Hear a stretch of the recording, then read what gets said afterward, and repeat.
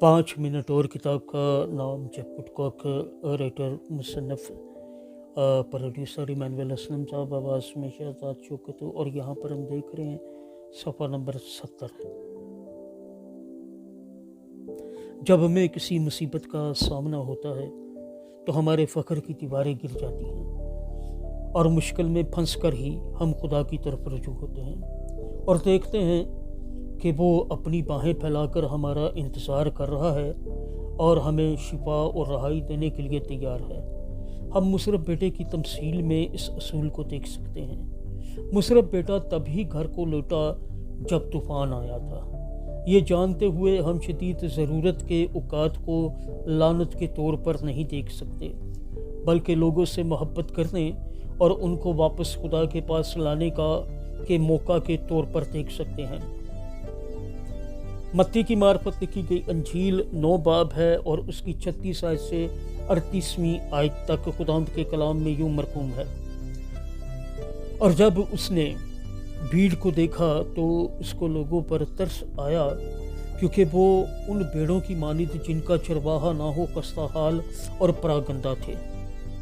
तब उसने अपने शागिर्दों से कहा कि फसल तो बहुत है लेकिन मजदूर थोड़े हैं, बस फसल के मालिक की मिन्नत करो। फसल के मालिक की मिन्नत करो कि वो अपनी फसल काटने के लिए मजदूर भेज दे। खुदाम के पाक कलाम के पढ़े सुन जाने पर उसकी बरकत नाज़िल हो। सब कहिएगा आमीन। खुदाम का शुक्र हो।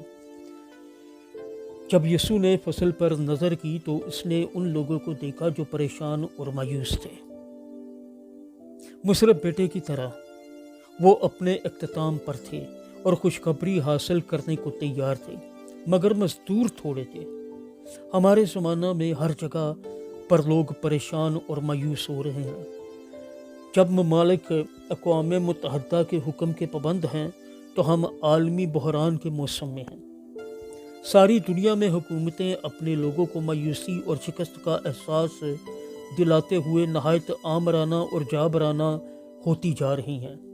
ज़राए अबलाग यानी मीडिया, गौर कीजिएगा, ज़राए अबलाग लोगों को खौफ और उलझन के साथ मफलूज करने का इरादा रखते हैं, जबकि इनको ज़ोर आवर बनने की ज़रूरत है।